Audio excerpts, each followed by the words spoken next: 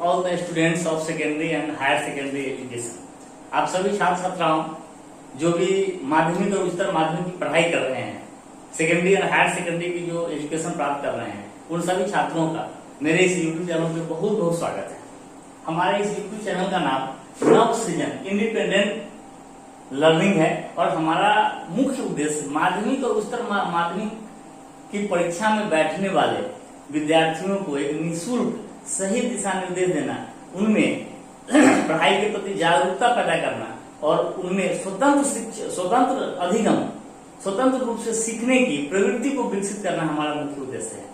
तो आज का ये मेरा पहला वीडियो है और इस पहले वीडियो में माध्यमिक बोर्ड के 10वें वर्ग के सिलेबस और परीक्षा का जो पैटर्न है, मैं उस पर कुछ चर्चा करना चाहूंगा ताकि अगले जो वीडियोज होंगे उसमें हम इस पाठ्यक्रम को आगे पढ़ाई का जो सिलेबस है उस पर हम चर्चा कर सके। तो आज का ये जो मेरा वीडियो है यह बेसिकली हमारा माध्यमिक बोर्ड का जो बिहार माध्यमिक बोर्ड का जो पाठ्यक्रम है, सिलेबस है और माध्यमिक परीक्षा का जो प्रारूप है, हम उसको चर्चा करेंगे। तो आइए हम लोग इस पे एक नजर डालते हैं।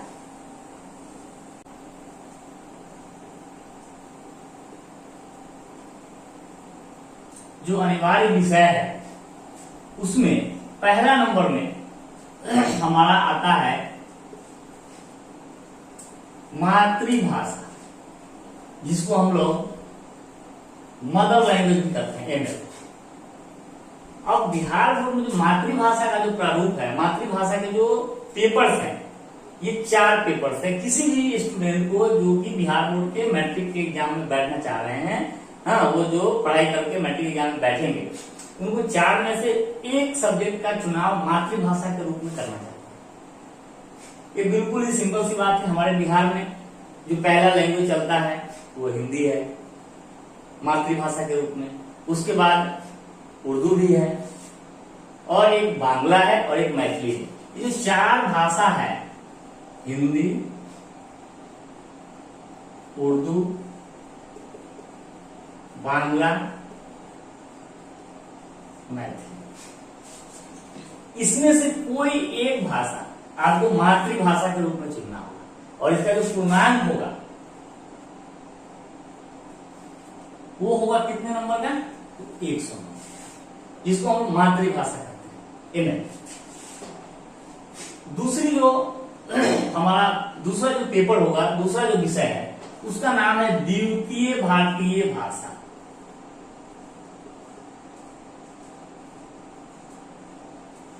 इसको हम लोग सेकेंड इंडियन लैंग्वेज SIL बोलते हैं।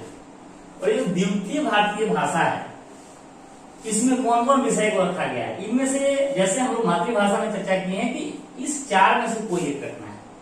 अब यहां जब हम आते हैं द्वितीय भारतीय भाषा में, तो यहां पे द्वितीय भारतीय भाषा में आता है हिंदी, संस्कृत,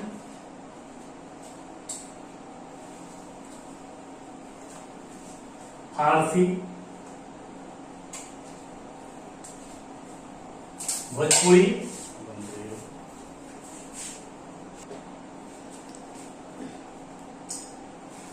हिंदी, संस्कृत,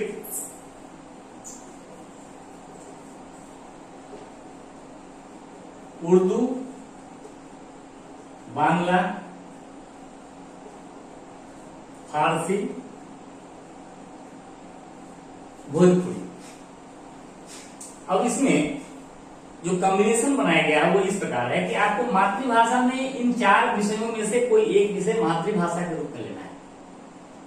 अब सपोज करिए कुछ स्टूडेंट हिंदी ले सकते हैं, कुछ उर्दू ले सकते हैं, कोई बांग्ला ले सकते हैं, कोई मैथिली ले सकते हैं। तो जो भी अहिंदी हैं और हिंदी वाले जो मातृभाषा में हिंदी नहीं लिए हैं, जो भी स्टूडेंट जो मातृभाषा में हिंदी नहीं लिए हैं और हिंदी जिनका मातृभाषा है, उनको हर हाल में हिंदी ही लेना है, ये कंपल्सन है। और जो मातृभाषा में हिंदी लिए हैं उनको हिंदी के अलावा इनमें से कोई एक विषय लेने का छूट है, आप कोई भी एक विषय ले सकते हैं। ठीक है, फिर से समझ लीजिए, हिंदी, उर्दू, बांग्ला, मैथिली जो मातृभाषा के विषय ऑप्शंस है, इस 4 विषय में से आप कोई भी एक विषय रख सकते हैं। बट अगर आप हिंदी को छोड़ करके कोई भी इन 3 विषयों में से मातृभाषा के रूप में कोई एक विषय चुनते हैं तो आपको द्वितीय भारतीय भाषा में हिंदी ही लेना होगा। जो भी अहिंदी मातृभाषा चुनने वाले स्टूडेंट उनको द्वितीय भारतीय भाषा में हिंदी लेना है, और जो हिंदी लिए थे वो हिंदी नहीं ले सकते, तो उनको हिंदी के अलावा संस्कृत, उर्दू, बांग्ला, फारसी, भोजपुरी में से कोई एक लेना है।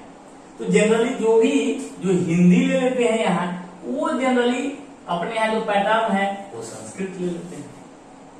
तो यहाँ हिंदी जो लिए उनका 100 नंबर का हिंदी, और जो यहाँ हिंदी लिए उनके लिए जनरली लोग संस्कृत लेते हैं 100 नंबर का, और जो उर्दू, बांग्ला, मैथिली में से कुछ लेते हैं तो वो द्वितीय भारतीय भाषा में हिंदी ले लेते हैं।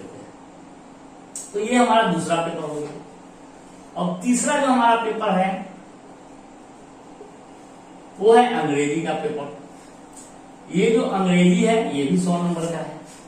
इस अंग्रेजी के बारे में आपको मैं थोड़ा सा बताना चाहूंगा।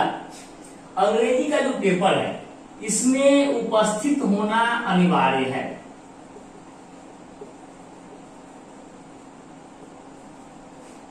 उपस्थित होना अनिवार्य है, मतलब आप अंग्रेजी, जैसे ये बात तो आप सब लोगों को पता ही होगा कि अपने बिहार बोर्ड में मैट्रिक एग्जाम में अंग्रेजी में पास होना अनिवार्य नहीं है। जो न्यूनतम उत्तीर्णांक जो कि अन्य विषयों में 30 नंबर का होता है, यह अंग्रेजी में लाना जरूरी नहीं है। अगर आप अंग्रेजी में न्यूनतम उत्तीर्णांक में नहीं लाते हैं तो इससे आपका रिजल्ट प्रभावित नहीं होगा, परंतु आपको उपस्थित होना अनिवार्य है। अगर आप इंग्लिश के पेपर में उपस्थित ही नहीं होते हैं तो आप फेल माने जाएंगे, और आपका बाकी विषयों में कुछ भी मार्क्स आया है, आपका रिजल्ट जो है फेल नहीं पब्लिश होगा। तो अंग्रेजी उपस्थित होना अनिवार्य है, यह अनिवार्य विषय ही है। इसमें उत्तीर्णांक लाना, जो न्यूनतम उत्तीर्णांक है, पासिंग मार्क्स, वो लाने की बाध्यता नहीं है। तो ये भी हमारा 100 नंबर का है। और चौथा जो हमारा पेपर है वो है गणित। ये जो गणित है ये भी 100 नंबर का पेपर है। हम लोग हर विषय में क्या क्या उसके पाठ्यक्रम में क्या क्या टॉपिक्स है उसकी चर्चा हम पुनः करेंगे। अभी मैं केवल विषय की चर्चा कर रहा हूं। मैं हर विषय के अंतर्गत क्या क्या टॉपिक्स आएंगे और उनका क्वेश्चन पेपर का क्या पैटर्न होगा उसकी चर्चा मैं इसके बाद कर लेता हूं। तो गणित हो गया हमारा 100 नंबर का। गणित के बाद हमारा विज्ञान हो गया, ये भी हो गया 100 नंबर। और उसके बाद एक हमारा हो गया समाज विज्ञान, सोशल साइंस, तो ये भी हो गया हमारा 100 नंबर। इसमें से जो अंग्रेजी का जो 100 नंबर है इसमें न्यूनतम उत्तीर्णांक लाने की कोई बाध्यता नहीं है। तो अब हम देखते हैं तो हमारा रिजल्ट जो पब्लिश होगा, हम कितने मार्क्स ला रहे हैं, कितने परसेंटेज ऑफ मार्क्स ला रहे हैं, तो वो परसेंटेज की गणना जो कुल पूर्णांक है उसकी गणना हिंदी मातृभाषा, द्वितीय भारतीय भाषा, गणित, विज्ञान और समाज विज्ञान, तो 1 2 3 4 500 जो हो गया ये हमारा पूर्णांक कुल अंक है। कुल अंक 500 की परीक्षा हमारा होता है। तो ये जो है हमारे विषय का पेपर का स्ट्रक्चर हो गया।